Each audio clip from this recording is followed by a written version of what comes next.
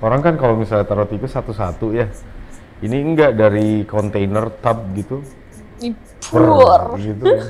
Tikusnya satu kencing, kencingnya kena apa? Ekor. Buntutnya dilibas gitu, masuk mata. Terus gitu. Ya udahlah. Resiko kan. Aku ditanya, kamu udah pusing nggak? Atau kamu udah mual nggak? Karena kalau ini nih, kalian, karena kalau itu udah mild concussion gitu-gitu. Iya. Sebenarnya Geger nggak otak ada. itu, geger otak. Geger otak gitu. Hai. Kita dari cast Mangku Jiwa 2, gua Martino Leo berperan sebagai Rimba. Aku Yasmin Jasem berperan sebagai Uma. And we're making content for CGV. Temen Q&A. Woohoo!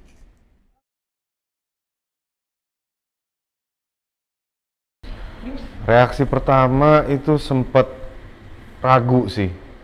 Karena kan ini gabungan dari banyak orang ya. Bukan gabungan dari banyak orang, gabungan dari cast sebelumnya, otomatis keakrabannya itu harus dikejar kan. Nah, kan kita nggak tahu, are they open to new people atau gimana? Do I have to be like, will they accept me? Apakah ya keraguan-keraguan kayak gitu emang pasti ada dan emang ada pas saat itu. Cuman ternyata pas dijalanin, it's fine. Pada baik-baik semua, Om Jiwo, Mas Yayu, yang lama-lamanya ya, Mbak Karina. Di sini kan ada 3 orang yang baru. Dua orang baru. 2 apa 3 sih? 4. Me, my dad. Banyak. Berarti sama Om Prit. Iya, Iya. Karakter barunya ada Mas Kiki, ada Maureen. Maureen itu yang meranin Widika. Ada Mas Kiki berperan sebagai Jenderal Amprawan. Terus Om Prit, Om Yayu baru. Oh iya, Om Prit sebagai Kunto Haryo. Om Prit sebagai bapakku yang sangat amat adem suaranya itu. Iya, gimana? Enak deh pokoknya deh.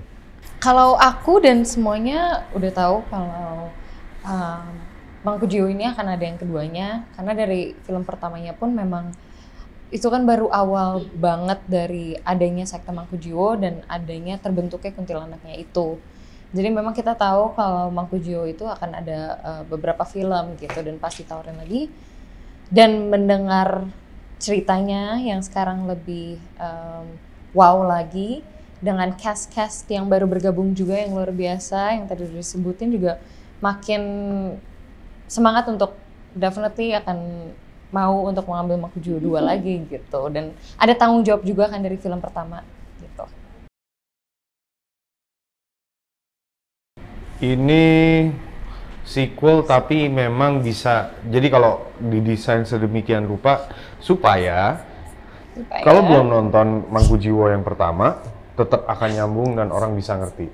It's a prequel.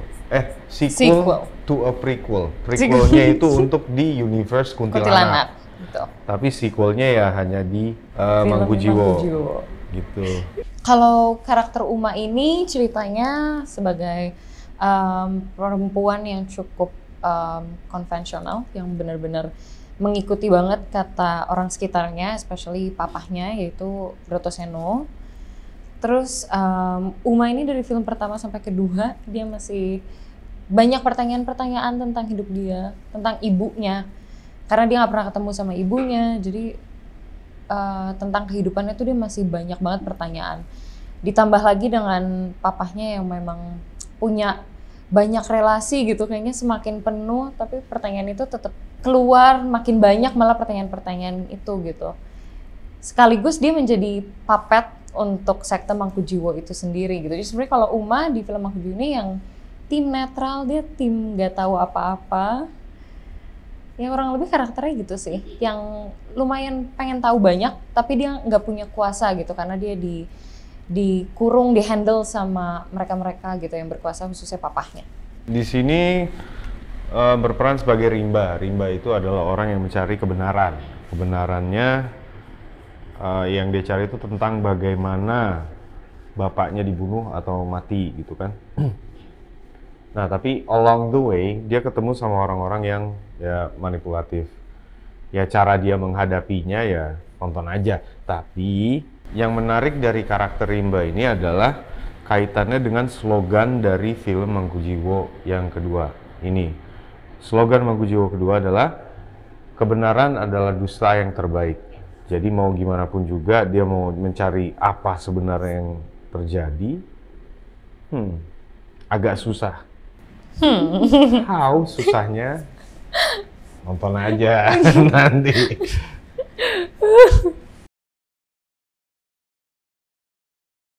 Bedanya Mangkujiwo 1 dan 2 adalah mungkin dari segi perkembangan cerita juga pasti beda ya. Di Mangkujiwo 2 ini jadi lebih, yang tadi aku bilang wow, lebih dewasa, udah masuk ke golden eranya, lagi jaya-jayanya banget Mangkujiwo, lagi pengen punya banyak relasi, memperluas jaringan bisnis mereka gitu. Makanya di sini setnya juga lebih banyak, kayak ada pabrik batiknya, terus ada juga pabrik perak, ada bioskop gitu. Jadi secara cerita memang lebih dewasa, lebih banyak intrik lah gitu, lebih misteri dan lebih ada dramanya. Ya, itu dia masa-masa remajanya. Kayak misalnya kalau kita kita lihat dari manusia kan, manusia lagi remaja kan pengen tahu banyak hal, pengen mencoba banyak hal, lagi liar-liarnya, lagi brutal-brutalnya. Nah, itulah Mangkujiwo kedua. Mungkin perbedaannya Mangkujiwo 2 sama Mangkujiwo 1. Yang kedua ini lebih wild gitu, lebih liar. Hal ekstrim. Ya itu adegan tikus. Adegan tikus sih. Tiduran di tempat tidur yang orang kan kalau misalnya taruh tikus satu-satu ya. Ini enggak, dari kontainer tub gitu. Pur. Gitu. Dan itu iya hidup tikus gede, bukan tikus lucu kecil-kecil, segede tikus got. Iya. Dan itu baunya Masya Allah, Masya Allah. Sampai sempet ada satu kejadian di mana diangkat, cut, ya diambil, set, diangkat, ya, tikusnya satu kencingnya kena Ekor. buntutnya dilibas gitu, masuk mata. Gitu. Ya udahlah, resiko kan. Scene ekstrim aku secara fisik sih ya action lah ya gitu. Cuman kalau menurut aku yang lumayan ekstrim secara oh iya benar. Jadi mana sih oh ya. Jadi ada adegan aku naik ke castnya waktu itu Om Ibnu Gundul kalau nggak salah, aku harus naik gitu karena adegan kita lagi action. Rencananya setelah diputer-puter aku akan dijatuhkan. Cuman karena memang waktu kita latihan kan pakai matras dan mungkin penyesuaian lagi ya gitu. Posisi yang udah kita latihan pakai matras, tiba-tiba di set ada sofa dan aku nggak ngerti kenapa, mungkin ya namanya accident happen gitu. Jadi instead of akunya kelempar, aku dan Om Ibnu Gundula jatuh ke sofa dua-duanya dan kepala aku kepentok sama sofa tuh suka ada ukir-ukiran kayu di atas gitu. Kedengeran sampai ke monitor depan gitu. Dan yang bikin lucu adalah karena aku bukan ditakut-takutin sih. Aku ditanya, kamu ada pusing nggak? Atau kamu ada mual nggak? Karena kalau ini nih, Kalio. Karena kalau itu udah mild concussion gitu-gitu. Iya. Sebenarnya nggak ada. Geger otak gitu. Sebenarnya nggak ngalamin, tapi malah aku cari. Malah dicari. Ya? Gue pusing nggak? Aku pusing nggak ya? Gue pusing dong. Ada nggak sih? Ada nggak sih? Aduh gitu. Jadinya panik sendiri itu sih. Dan ada ending scene yang menurut aku lumayan ekstrim secara emosi dan secara lumayan kencang, lumayan capek di situ. Gitu. Itu nanti surprise-nya. Ada apa di ending?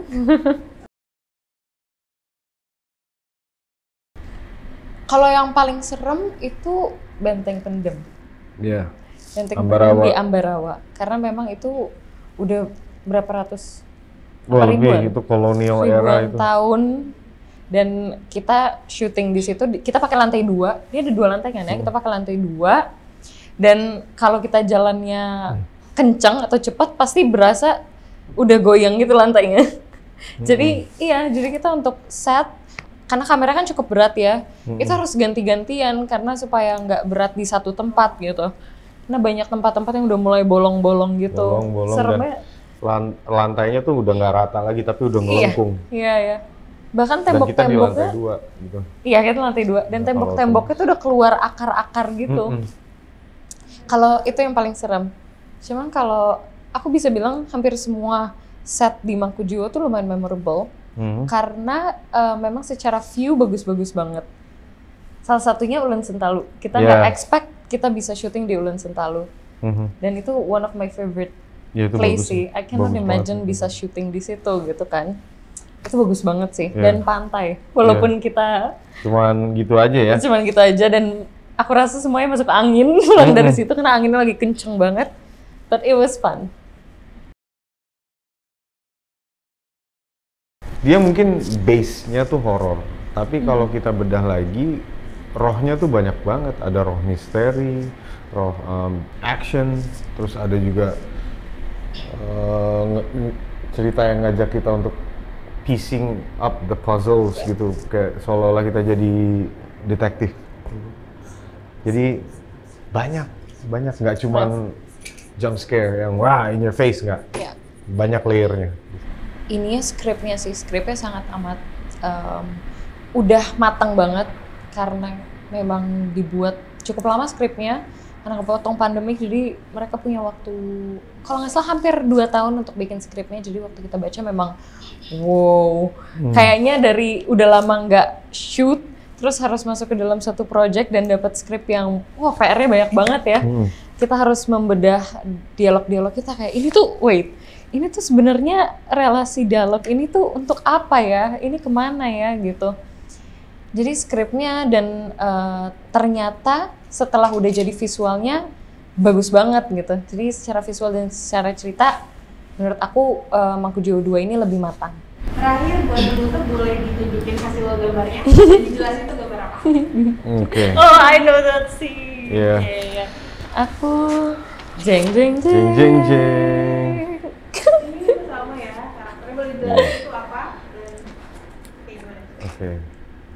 Oh, kalau aku ini ceritanya Atis tadi bikin cermin, cuman bentuknya kok kayak ya gini. Jadi ceritanya cerminnya dari dunia alamnya Kanti dan ini adalah Kuntinya, gitu. Kalau ini adalah lokasi yang scene yang sangat memorable buat gue. Karena baru take pertama gue udah begini. Gitu. Ya, terus one of the most challenging places yang kita syutingin gitu. Ya, di Semarang ya? Di Semarang. Di Semarang. Guys, jangan lupa nonton Mangkujiwo 2 tanggal 26 Januari, that's my birthday. 2023, gue minta kado, lu harus nonton, oke? Kita tunggu di bioskop. Yap. Kanti juga tunggu di bioskop. Ini ibu-ibu minta callingan.